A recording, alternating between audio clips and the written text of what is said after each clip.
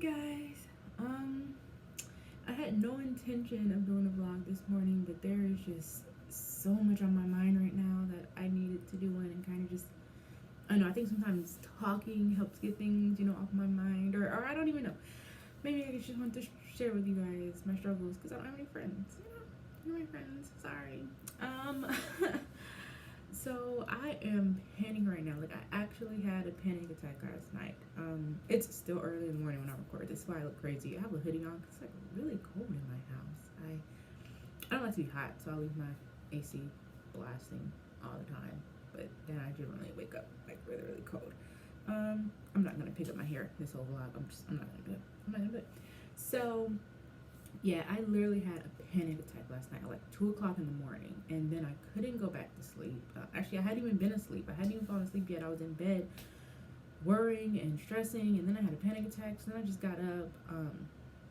But I'm panicking right now because I don't know what steps to take next, and it's scary. It's scary for me. Over the past few months, I've been building and building and building and trying to learn and trying to grow, and I feel like I have to make steps now. Like I have to do something, and I don't know what to do. I don't know what the wrong steps are gonna be, and that's very scary for me. Especially if you know my story. In this past year has been very hectic, but it's only been a year. It was only a year ago that I was sleeping in a van. I had just given birth, and it was scary, and I had nothing. And now it's like, okay, it's time to do something. You've saved all this money.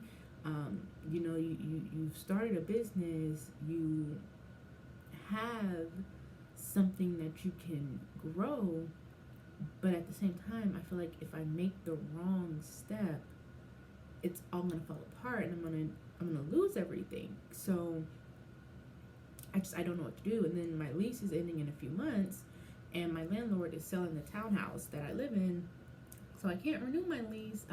But I'm excited for him. I don't know why. I mean, I'm not benefiting from him selling it, but I don't know. I guess I get excited when other people make moves, So it's like, okay, so you bought a townhouse, you rented it out for a few years.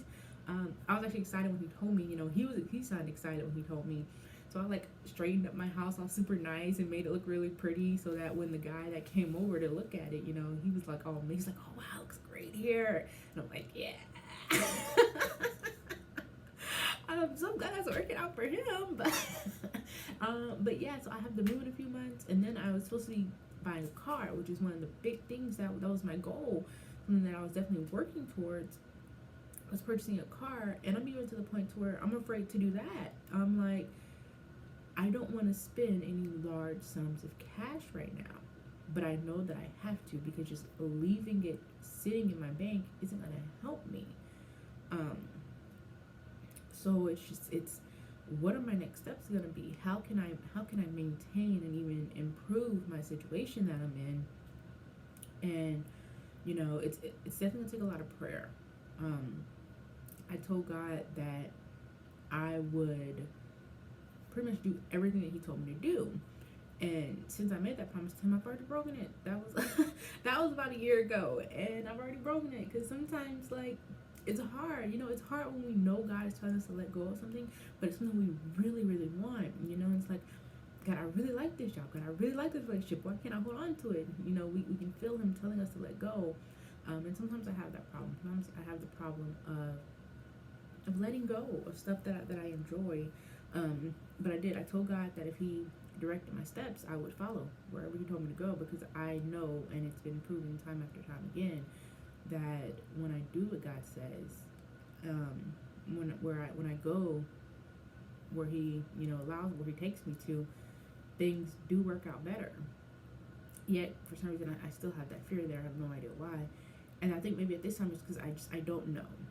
So it's definitely going to be a lot of prayer before I make any major decisions. But there's just so many decisions that need to be made. It's like, do I buy a car?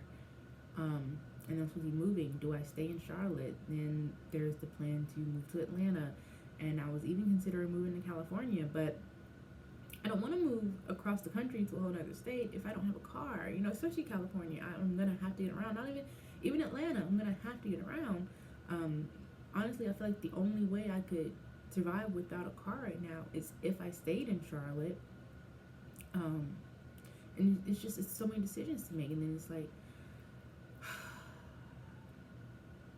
guys, I just don't want to mess up. I just don't want to mess up, and it's hard and it's scary, and you know, and I don't really have anyone to talk to bounce ideas off of, to get opinions from, even professional opinion. I haven't thought about going to like a financial advisor or someone, and like it's like that would actually require me spending money, which is what I'm trying not to do. And it's like, what do I do here? Because what do I do here?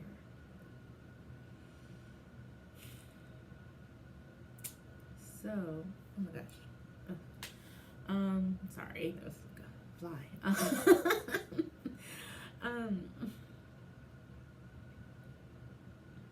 Yeah. So I'm definitely panicking right now.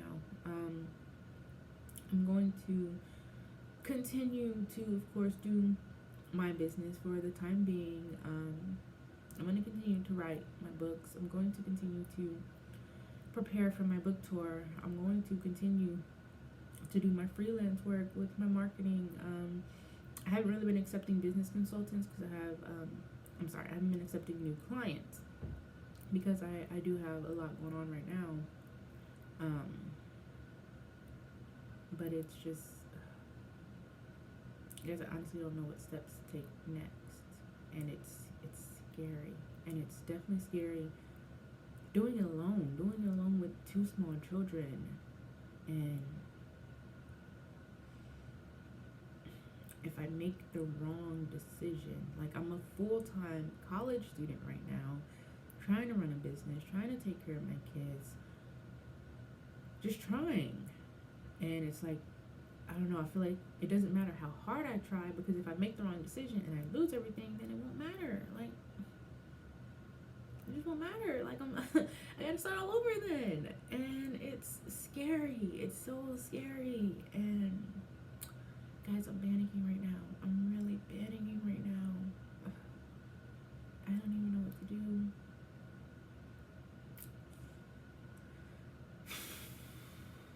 So I guess getting that off my chest did make me feel a little bit better.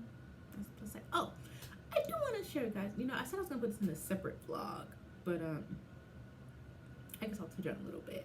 So I had planned on taking a Facebook sabbatical. I don't know if some of you guys follow me on Facebook, and then I had to post down. It was only up for like a few hours. But I posted that I was doing a 30-day sabbatical. Oh, I almost got him that time. I posted I was going to do a 30-day sabbatical from Facebook.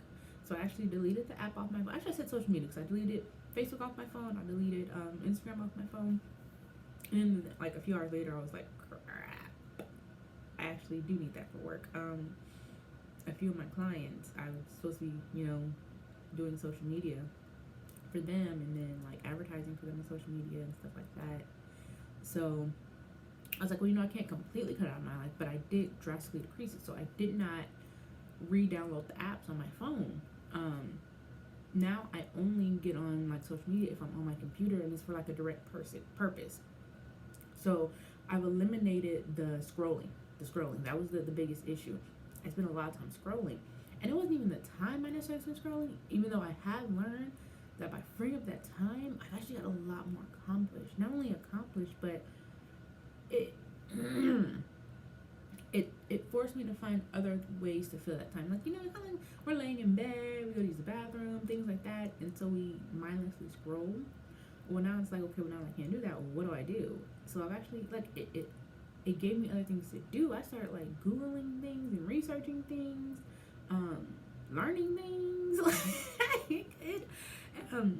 It definitely helped me, but only that, I feel like it was bad for my mental state. Sorry, guys. Like I said, it's early in the morning. I brushed my teeth, I promise.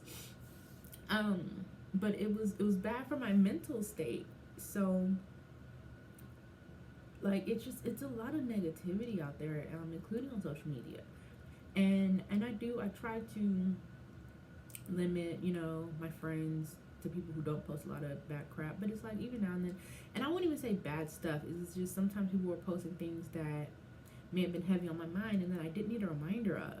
And on social media, you don't really have a choice because you can't control what other people post. You're just scrolling through and you see something. And it would cause me to sometimes get really sad or like internalize, overthink, things like that. And it was getting to be too much. It was too much. But when I deleted that app, I've noticed a change in my mental state other than this new anxiety that I have developed over life choices. But other than that, though, yeah, it really did make me feel better. I've been feeling better by not being on social media so much. So I'm definitely happy about that. I definitely think that was a good decision to make, and I'm going to make sure that I don't, because it's not like I was one of those people who post on social media like every day, trying to get attention or anything like that. It was the scrolling. That was it. I would get bored and I would scroll through social media, and it was time consuming. And then, like I said, it wasn't good for my mental state because just kind of seeing things that other people would post, and a lot of times it would be things that were weighing heavy on me or things that I would be sad about, and I didn't need the constant reminder in my face. Especially because I feel like some of the stuff was things that I shouldn't have been worried about. Like, it just, sometimes I hold on to things, and I'm working on letting those things go, but sometimes I question and I doubt, particularly myself. In fact, I wouldn't say particularly, it's myself.